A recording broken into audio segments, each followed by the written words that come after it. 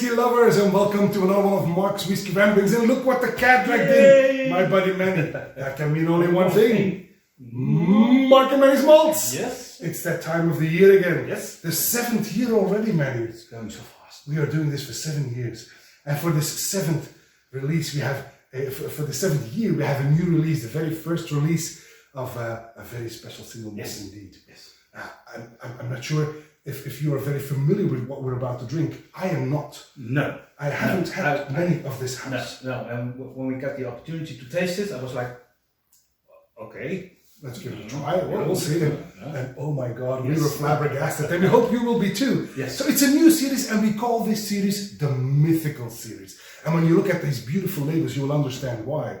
Who created these labels, man? These were created by the Dutch artist Ansgar Speller. Ansgar Speller. Yes.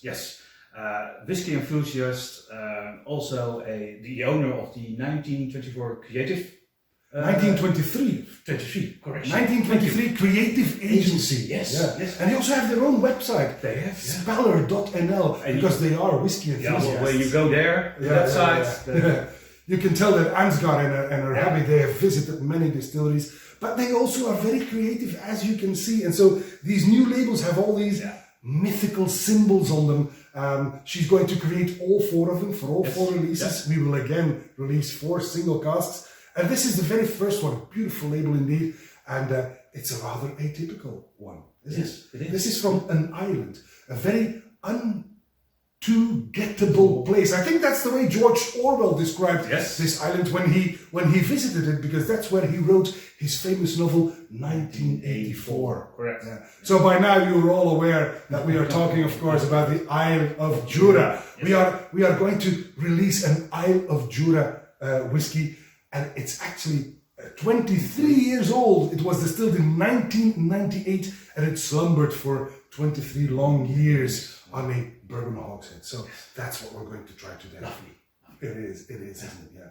This is bottled at 48.9% ABV. So it's fair to say that the angels have been rather greedy. And but when you taste it, you will understand why they wanted to sip so much of this whiskey themselves. So there's a lot of very happy angels above the Isle of Jura distillery today. 48.9% ABV bourbon hogshead, which explains the rather pale gold color. But look at the way it clings to the glass. Lovely. This is when we first tried it, you will understand as soon as you start, and especially when you sip it yourself, if you're able to get one of these, only 50 bottles. That's it.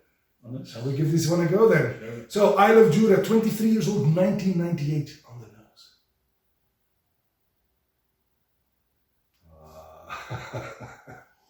It is blissfully fruity. I get some banana, some pineapple. It's almost tropical, in fact. It is. Some pear. Some white fruit. Pudding. Very sweet. And there's not a single dirty note here that I would normally associate with this house. Isle of Jura is often, has a bit of a dirty side, a cardboardy side if I'm fair, and this one shows none of that. It's for the few Juras that I have tasted, atypical. Yeah, atypical. And does the atypical mean absolutely gorgeous? No. Yes. You were tricking me. You did it again. Oops, I did it again. See what I have to put up with. Yeah. It's a pity that you can't choose your own friends. But it's a blissfully delicious nose, isn't it? It's a delicious nose. Fruity and atypical for Isle of Jura, it's true. Some rhubarb in there as well. It keeps on giving. Wow, right. 48.9% ABV on the nose. On the palate.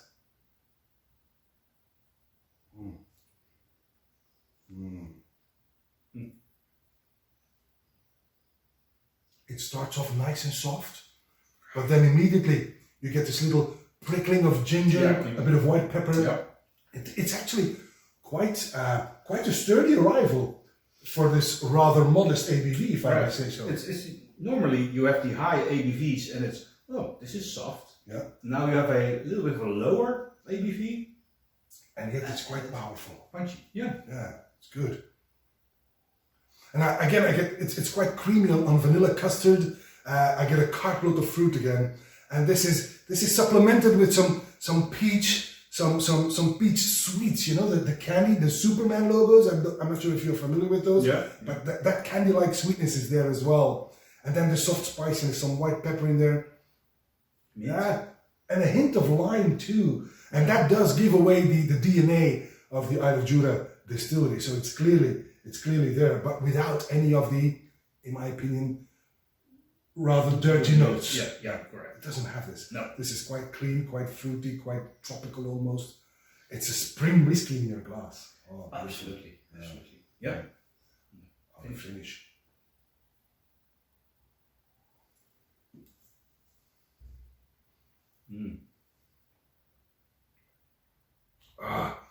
Medium long, almost long in fact. Yeah.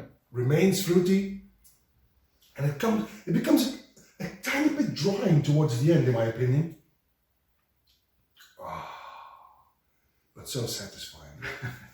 It's really nice. This is so good. Wow.